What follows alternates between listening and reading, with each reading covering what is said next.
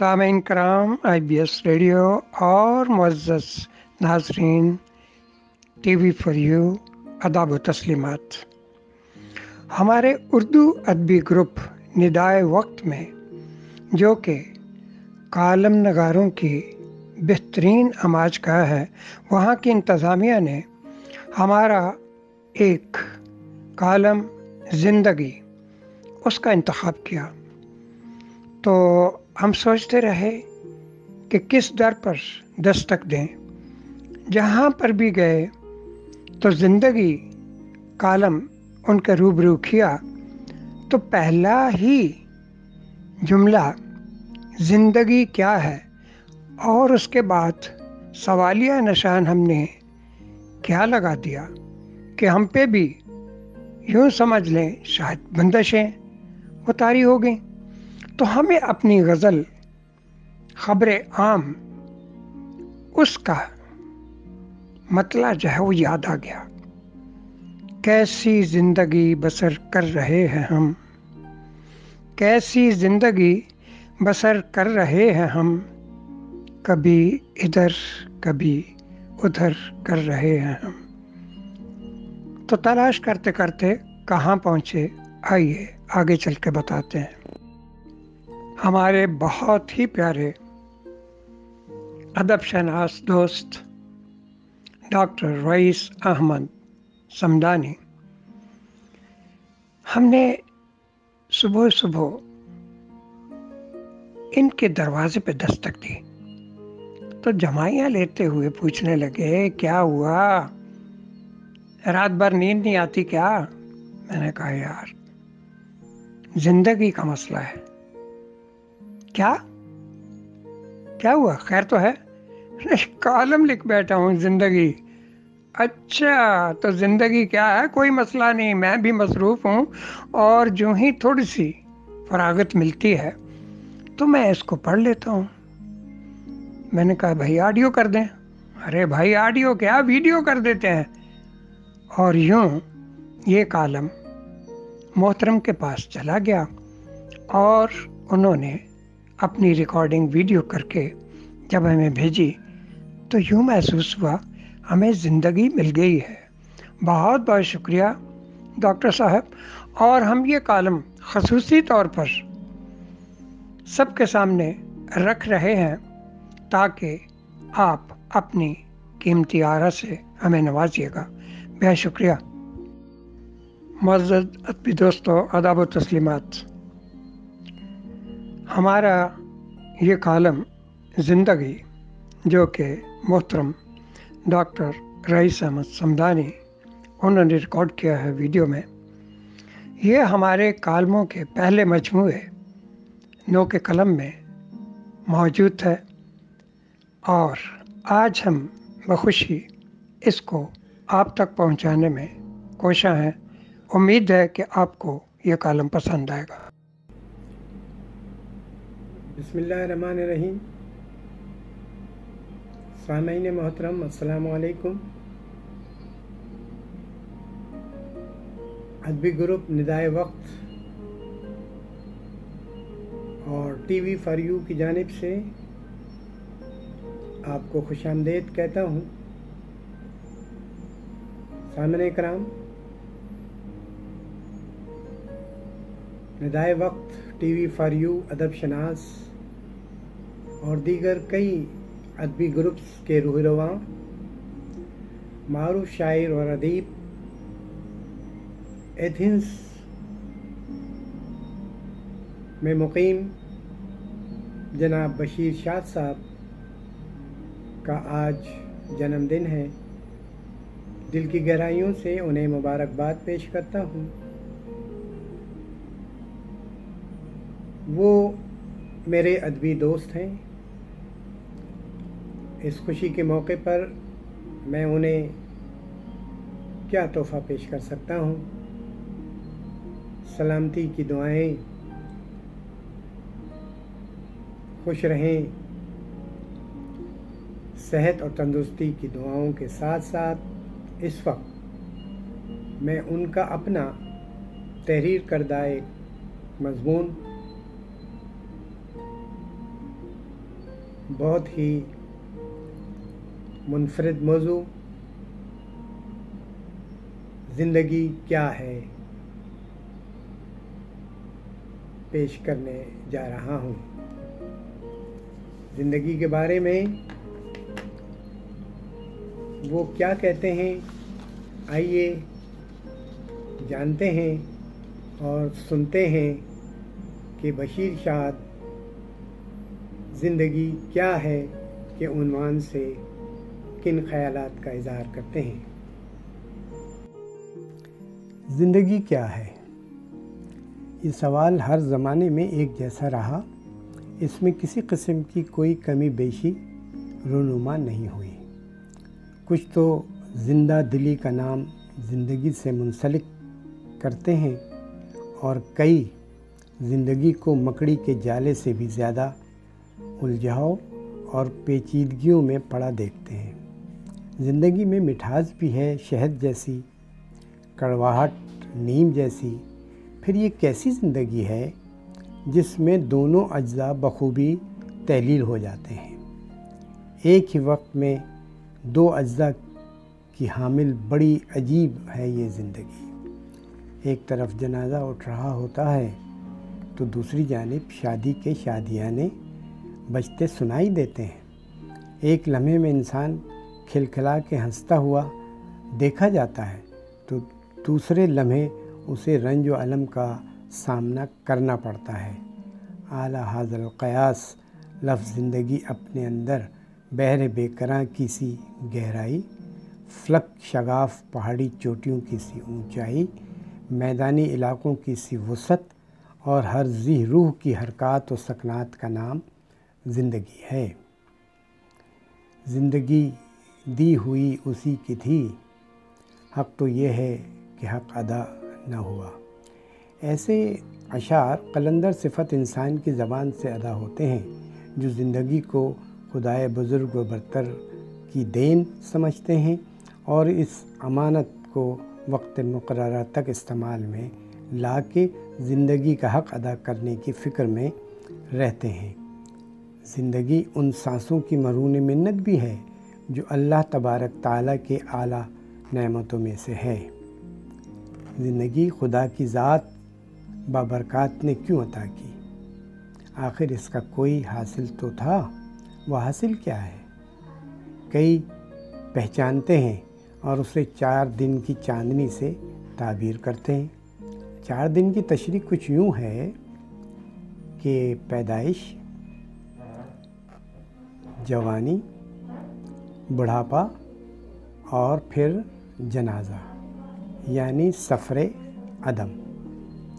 چلیے مان لیتے ہیں کہ یہ 4 دن اسی بات کی عکاسی کرتے ہیں۔ پھر ان 4 دنوں میں مزید نظر ڈالی جائے تو پتہ چلتا ہے کہ پیدائش کیوں کی؟ شاید اس لیے کہ بنی آدم کی نسل چلتی رہے۔ وقت کے ساتھ ساتھ جوانی کا آنا بھی لازمی امر ہے، سو جوانی کی لغزشیں زندگی کے معنوں کو اپنے اندر سمونے کی پوری کوشش کرتی ہیں۔ اسی لیے صوفی شاعروں نے کہہ دیا کہ گر جوانی توبہ کردن شیوائے پیغمبری۔ جوانی اور توبہ بڑی بات ہے۔ جو اس پر کاربن ہو گیا اس نے سب کچھ پا لیا۔ زندگی ایک ایک لمحے کا مجموعہ ہے اور جس نے اپنے لمحات ضائع کر دیے اس نے اپنی زندگی تباہ کر لی۔ زندگی میں اتار چڑھاؤ آتے رہتے ہیں اور جسے ان پر عبور حاصل ہو گیا اس نے زندگی کا مقصد پا لیا۔ زندہ رہنے کا نام زندگی ہے؟ نہیں، ہرگز نہیں۔ کئی لوگ زندہ درگور ہوتے ہیں، کیا وہ بھی زندگی گزار رہے ہوتے ہیں؟ ان کے لیے زندگی ایک بیکار شے کا نام ہے جس کا کوئی مقصد نہیں۔ آخر ایسا کیوں ہے؟ اس لیے کہ انہوں نے زندگی کے صحیح معنوں کو سمجھنے کی کبھی کوشش ہی نہیں کی۔ اصل زندگی ہے کہاں؟ اصل زندگی بعد از مرگ شروع ہوتی ہے۔ مرنے والے کے نامہ اعمال میں جو کچھ لکھا جا چکا ہوتا ہے اس کی زندگی کا حساب ہے۔ نیک عمل نہ صرف اس کے ساتھ جاتا ہے بلکہ اس دنیا میں بھی رہ جاتا ہے۔ اس کی یادیں ہر رنگ میں وابستہ رہتی ہیں۔ ایسی وابستگی کو ہی اصل زندگی کا نام دیا جاتا ہے۔ اللہ تعالیٰ نے ہر روح کو پیدا کر کے جو زندگی عطا کی ہے اس کا کوئی نہ کوئی مقصد ضرور ہے۔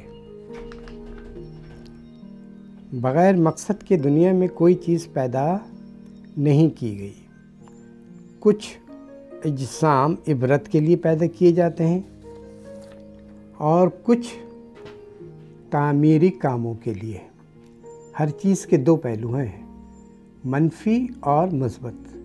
جیسے دن اور رات، اسی طرح اچھا اور برا۔ یہ دونوں پہلو زندگی کے بھی ہیں۔ کوئی اپنی زندگی کی اچھائی میں گزار کر ہمیشہ کے لیے ایک تاثر چھوڑ جاتا ہے، اور اس کے برعکس کوئی اپنی برائیوں میں کھو کر انتہا کر دیتا ہے اور لوگ اس کا نام دوسروں کو سنا کر عبرت کا سبق دیتے ہیں۔ زندگی مومن کے لیے ایک مصیبت سے کم نہیں، اور مصیبت میں اللہ تعالیٰ یقیناً یاد آتا ہے۔ لہذا مومن اسی نظر نے اس کے تحت ہر لمحے توبہ استغفار کا ورد زباں پر تازہ رکھتا ہے۔ دوسری جانب وہ لوگ جو یہ کہتے ہیں عیش کوش کہ عالم دوبارہ نیست، ایسے لوگوں کا اپنا ایک نظریہ ہے۔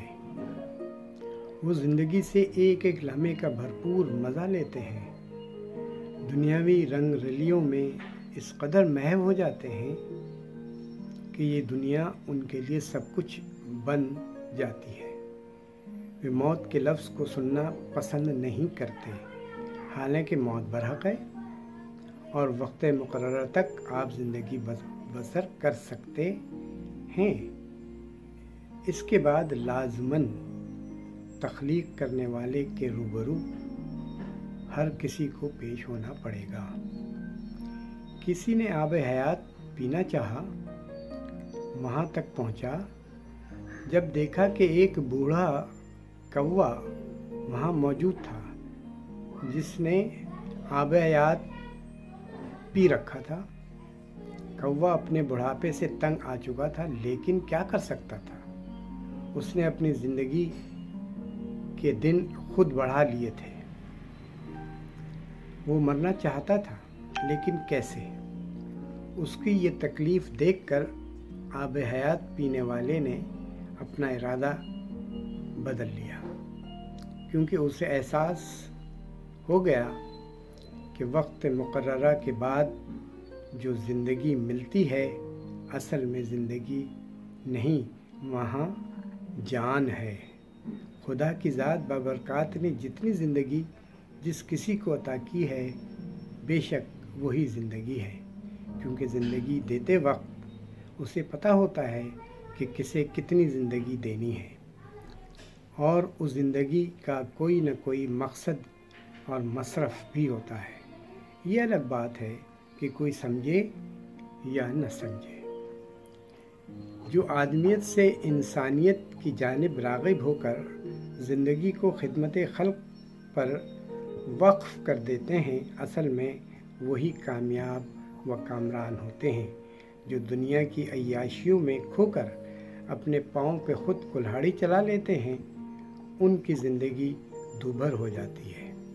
ایسی زندگی کا فائدہ ہی کیا جو خود غرضی، لالچ، کینہ، دھوکہ دہی، فریب، حسد، ملک دشمنی، فرقہ پرستی، اکڑ، فخر و تکبر اور دوسروں کی برائیوں میں گزرے۔